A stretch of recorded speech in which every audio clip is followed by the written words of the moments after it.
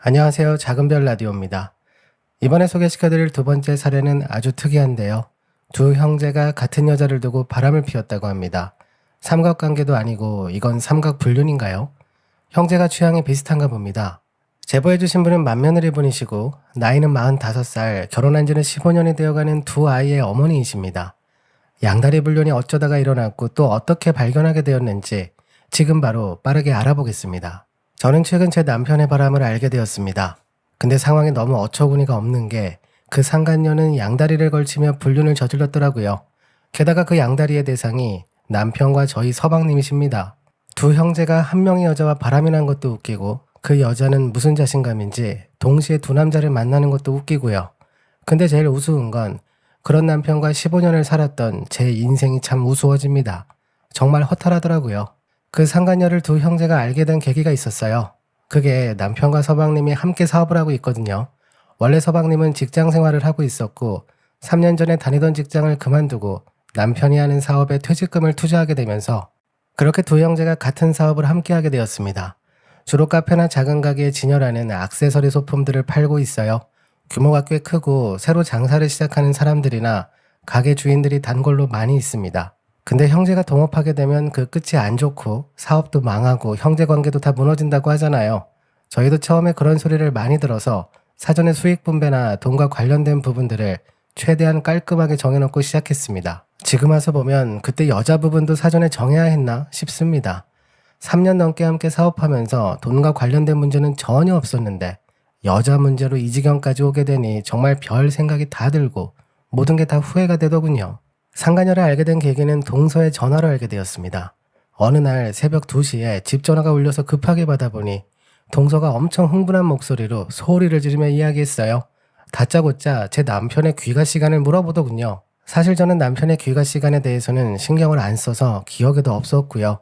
그냥 저녁 식사를 집에서 하는지 아니면 먹고 들어오는지만 관심이 있어서 동서에게는 잘 모른다고 기억이 나지 않는다고 이야기해줬습니다. 그러자 동서는 엄청 다급하게 무조건 기억해야 한다고 저에게 소리를 지르며 최근 귀가 시간이 언제냐고 어제는 몇 시에 들어왔냐고 물어봤습니다. 근데 기억이 나질 않아서 앞으로 잘 체크해보겠다고 이야기하고 끊었어요. 그 뒤로 2, 3일에 한 번씩 동서에게 연락이 왔고 저는 최대한 메모까지 해놓으면서 정성껏 알려줬습니다. 근데 최근 남편은 정말 일찍 다녔거든요. 그래서 귀가 시간이 매일 7시에서 8시 사이에 왔었습니다. 남편이 일찍 들어왔다고 이야기할 때마다 동서는 계속 한숨을 쉬었고요. 그렇게 한 보름 정도 물어보다가 한동안 연락이 뜸하더라고요. 그래서 저도 더 이상은 신경을 쓰지 않고 지냈습니다. 그러다가 난리가 났어요. 새벽 1시에 벨이 울렸습니다. 이번엔 전화벨이 아니라 현관벨이 울렸어요. 그래서 이번엔 무슨 일인가 하며 잠옷바람으로 현관문을 열었습니다. 문 앞에는 머리가 산발이 되고 눈이 퉁퉁 부은 동서가 서 있었고요. 현관문을 열어주자 동서는 집으로 뛰어들어오더니 침실에 있는 제 남편에게 달려갔습니다. 남편은 자다가 놀래서 벌떡 일어났고 동서는 그런 제 남편을 붙잡고 곧바로 주저앉아 대성통곡을 하며 가정이 무너졌다고 했습니다. 동서는 제 남편에게 아주버님이 제 남편 좀 말려달라고 여자에게 미쳐서 가정을 버리려 한다고 했습니다. 제 남편은 동서를 진정시키고 거실에 앉아서 자초지종을 들어봤습니다. 정말 서방님이 바람이 났더라고요. 서방님은 최근 집에도 늦게 들어오고 너무 수상해서 휴대폰도 뒤지고 미행까지 하다가 결국 서방님이 만나는 여자를 봤다고 하네요. 그래서 그날 저희 집에 오기 전에 동서와 서방님이 크게 싸웠고 서방님은 집을 나갔다며 지금 또 그 상간녀에게 가는 것 같다고 미치겠다고 하며 계속 울었습니다. 그러다가 갑자기 제 남편을 붙잡으며 예전에 직장 다닐 때는 이런 일이 없었는데 도대체 무슨 사업을 어떻게 하길래 사업하자마자 바람이 났냐면서 이제는 서방님의 바람을 제 남편 탓을 하더라고요. 그 모습을 보자 옆에서 저는 어처구니가 없었네요. 그때까지만 해도 저런 동서의 모습이 제가 될 줄은 꿈에도 모르고 있었습니다. 지금 저도 똑같거든요. 그날 이후로 제 남편은 서방님을 말려보겠다고 했고 나중에는 급기야 그 상간녀를 직접 만나겠다고 하며 매일 밤마다 늦게 들어오기 시작했습니다. 그렇게 보름이 넘도록 밤마다 늦게 들어오고 어느 날은 술도 마시더군요. 근데 시간이 지날수록 남편의 행동이 점점 이상해졌습니다. 원래는 집에 오면 서방님 걱정, 동서 걱정을 했었는데 점점 그런 이야기도 없어지고 나중에는 나갈 때 입는 옷도 깔끔하게 입고 외모에 신경을 쓰는 것 같더라고요. 잠바만 입고 살던 사람이 어느 날은 입을 옷도 사오고 콤비를 사왔더라고요. 이상한 점이 한두 개가 아니었고 정말 아니라고 넘겨왔지만 제 남편도 혹시 바람을 피우는 건가? 그때부터 점점 의심되기 시작했습니다. 동서에게 주워들은 이야기들이 있어서 일단은 핸드폰부터 뒤져보려고 했습니다. 근데 남편의 잠긴 핸드폰을 풀려고 별짓을 다 해봐도 도통 풀리지 않더라고요. 그래서 결국 직접 미행을 해보기로 했습니다. 다음날 남편이 출근하고 저도 곧장 남편 가게 앞으로 가봤습니다. 동서에게 자동차를 빌려서 가봤어요. 남편 가게 건너편에서 한참 동안을 지켜보고 있었습니다. 근데 정말 별거 없더라고요. 평상시랑 너무 비슷했습니다. 영화나 드라마에서 보면 미행을 하고 그럼 바로 잡히고 해결되던데 실제 제가 해보니 그게 아니더군요. 너무 지루하고 배고프고 그러다가 결국 졸았습니다. 차 안에서 늘어지게 자고 나니 밤이더라고요. 남편 가게는 이미 문을 닫았고 결국 그날도 별 소득 없이 돌아왔습니다. 그날 제가 생각한 게 저 혼자에서는 남편이 바람을 피우든 새 장가를 가든 못 잡을 것 같았네요. 그래서 결국에는 동서에게 도움을 요청했습니다. 동서에게 지금 제 남편 상황을 모두 이야기해줬어요. 한참을 듣더니 저에게 마음 단단히 먹으라고 그러더군요. 불륜을 잡으려면 일단 침착해야 한다고 확실한 증거를 잡기 전까지는 절대 흥분해서는 안 된다고 했습니다. 남편 휴대폰 비밀번호도 동서가 알아봐줬고요. 동서가 머리가 엄청 좋은 게 제 남편에게 전화기를 빌려달라고 하면서 능숙하게 비밀번호를 물어보더라고요. 옆에서 정말 감탄했습니다. 그 다음날부터 남편 핸드폰을 매일 뒤져봤고 그러다 그 상간녀와의 대화도 찾게 되었습니다. 정말 정신 나간 여자더라고요. 아주 세상 약한 척은 다 하며 도와주셔서 감사하다, 정말 큰 힘이 된다, 의지하고 싶은 사람이라고 하면서 제 남편을 구워 삼고 있었습니다. 그러다 나중에는 새로 산 옷이 너무 잘 어울린다고 했고 남편과 상간녀의 대화 내용에는 어느 순간부터 서방님 이야기는 없었습니다.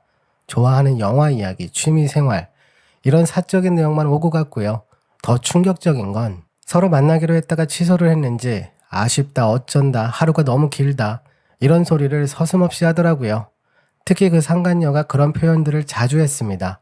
남편은 계속 나도 그렇다 이런 식으로 받아줬고요. 그 대화 내용을 전부 저장해 두었고 동서에게 이야기하니 저보다 더 화를 내더라고요. 남자의 환장한 여자라고 지금 이혼 소송하려고 준비 중인데 본인 위자료나 걱정하지. 그 와중에 또 다른 남자에게 꼬리를 친다면서. 나중에 드는 생각이 이러다가는 동서에게 줄 위자료를 제 남편이 만들어다 주는 거 아닌가 싶기도 했어요. 그래서 더는 기다릴 수가 없었고 그날부터 동서와 함께 본격적으로 남편을 미행하기 시작했습니다. 메시지를 보니 남편과 그 상간녀는 매일 저녁 만나서 저녁 식사를 하고 이야기를 나누다 오는 것 같더라고요. 그래서 남편 가게가 끝나는 시간에 맞춰서 앞에서 기다리고 있었습니다. 그렇게 남편을 쫓기 시작했어요. 이번에 미행해보니 남편은 아예 만날 때 입는 옷을 가게에 놓고 다니더군요.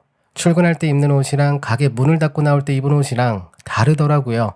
아주 한 벌 쫙 빼입고 나가는 것 같았습니다. 남편 자동차를 따라서 한참을 외곽으로 나갔고 그렇게 30분 넘게 따라가다 보니 어느 한적한 곳에 카페가 있더군요. 통유리로 된 건물이었는데 그 안에서 남편과 상간녀가 서로 웃으며 대화하는 모습이 보였습니다. 전 곧바로 따라 들어가서 난리를 치고 싶었습니다. 저렇게 둘이 웃고 있는 모습을 보니 혈압이 솟구치고 미치겠어서 참기 너무 힘들었습니다. 그때마다 동서가 옆에서 계속 참으라고 더 확실한 증거를 잡으라고 해서 일단 참았어요. 남편과 상간녀는 30분이 넘도록 이야기를 하다가 둘이 손까지 잡고 카페에서 나와서 헤어지더라고요. 그렇게 남편은 집으로 가는 듯 했고 저랑 동서도 각자 집으로 갔습니다. 그리고 그날 밤 남편의 핸드폰을 봤어요. 그날 일찍 카페에서 나온 건 상간녀가 바빠서 그랬다네요. 지금 와서 생각해보면 아마 그날 제 남편과 만나고 나서 곧장 서방님에게 간 것 같습니다. 아주 전형적인 양다리 수법인 거죠. 그러면서 다음날 같이 식사하자고 하더군요. 다음날 미행은 저 혼자 했습니다. 동서는 갑자기 일이 생겨서 바쁘다고 하더라고요. 무슨 일이냐고 물어봐도 대답하지 않았습니다. 그래서 저 혼자 남편 자동차를 따라가기 시작했고 그날 모든 게 다 끝이 났습니다. 남편과 상간녀는 만나서 음식점으로 이동했고 이제는 팔짱까지 끼면서 걷더군요. 아무리 다른 동네로 가서 만난다고 해도 그렇지 여자의 눈이 멀면 아무 생각도 나지 않나 싶었습니다. 둘 사이가 정말 좋아 보였네요. 저랑은 평생 가보지도 않았던 고급 음식점에 데려가서는 둘이 한참을 웃고 이야기하며 있더군요. 저는 너무 화가 나서 달려가서 다 엎어버릴까 생각했습니다. 하지만 그것보다 좀 더 확실한 방법이 필요했습니다. 저는 서방님께 전화했어요. 몇 번을 전화해도 받지 않아서 그냥 문자 한 통을 남겨놨습니다. 지금 제 남편과 그 상간녀가 서로 팔짱을 끼고 음식점에 들어갔다고 썼고 거기에 음식점 주소까지 자세하게 적어 보냈습니다. 그리고 저는 남편과 상간녀가 식사하고 있는 테이블로 가서 태연하게 옆에 앉았습니다. 남편은 엄청 당황했고 상간녀는 저에게 누구시냐고 물어보더군요. 그래서 제가 이 남자 와이프라고 지금 상간녀 잡으러 왔다고 했어요. 상간녀는 아주 얼굴도 여우 같았고 남자 홀리기에 딱 좋게 생겼더라고요. 제가 정면에 앉아 있었는데도 상간녀는 정말 태연하게 파스타를 계속 먹고 있었습니다. 오히려 저는 손이 벌벌 떨리고 있었는데 말이에요. 그래서 저도 모르게 상간녀가 먹고 있던 파스타를 집어다가 부어버렸습니다. 그러자 남편이 제 팔을 잡고 미쳤냐고 밖에서 왜 이러냐고 하더군요. 그래서 남편 손을 그냥 물어버리고 그 자리에서 뺨을 올려버렸습니다. 이 정도 하자 상간녀도 놀라는 것 같았네요. 지금 그 파스타가 목구멍으로 넘어가냐고 소리를 질렀고 상간녀는 아줌마들은 왜 자꾸 나한테만 뭐라고 하냐고 남편 간수를 잘못한 건 부끄럽지 않냐고 되받아치더군요. 그 소리를 듣자 눈이 뒤집히는 것 같았습니다. 그래서 달려가 붙잡으려고 하는데 남편이 뒤에서 말렸습니다. 근데 그때 밖에서 서방님이 뛰어들어오더군요. 오자마자 제 남편 멱살을 잡더니 지금 뭐하고 있는 거냐고 했고 한 5분 뒤 이제는 동서까지 음식점에 뛰어들어오더니 그 와중에 또 인연 만나러 온 거냐고 소리를 지르며 아주 자연스럽게 상간녀 머리채를 잡고 이야기하기 시작했습니다. 그렇게 그날 모든 게 다 끝이 났습니다. 10분 정도 지나서 경찰차가 도착했고 저희는 모두 다 경찰서로 갔습니다. 남편과 서방님은 그 와중에도 서로 계속 싸우고 있었고요. 동서는 너무 화를 내서 올 때도 혼자 다른 차에 타서 왔을 정도였습니다. 그 상간녀 하나 때문에 온 집안이 박살이 났네요. 다음날 저도 곧바로 이혼 소송을 진행했습니다. 남편은 잠자리를 갖지 않았다고 당당하게 말했지만 이혼 사유는 굳이 거기까지 가지 않아도 충분하다고 하네요. 시어머니는 이게 무슨 일이냐고 올라오셔서는 저희 며느리들에게 한 번만 참으라고 울며 부탁하셨지만 이미 그럴 단계는 지난 상태여서요. 그대로 이혼을 진행했습니다.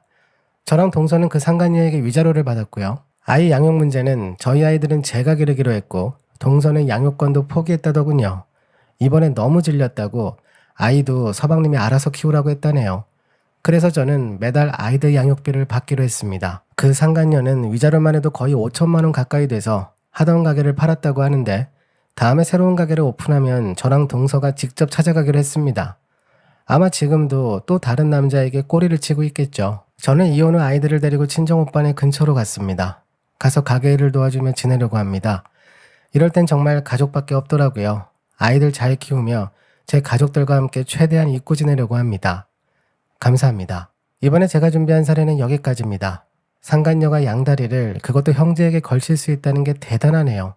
그 상간녀 하나 때문에 정말 한 가정이 아니라 집안이 몽땅 무너진 거나 다름이 없네요. 저런 상간녀가 위자료만 내면 된다는 게 참 답답하기도 합니다. 액수라도 더 많이 받게 바뀌었으면 좋겠네요. 평생 위자료 빚이라도 갚으며 힘들게 살게 만들어야 그나마 조금은 마음의 위안이 들 것 같습니다. 아무리 힘드셔도 이혼 결정은 잘하셨다고 생각합니다. 그 상황을 다 알고 어떻게 얼굴 보며 지낼 수 있겠나요? 그래도 좋은 친정오빠를 두셔서 그 점은 참 다행이네요. 앞으로 가족분들과 행복하게 지내셨으면 좋겠습니다. 오늘도 저희 영상을 시청해주신 여러분 감사합니다. 앞으로도 더 새롭고 재밌는 사례들을 준비해서 들려드리겠습니다. 지금까지 작은별 라디오였습니다. 감사합니다.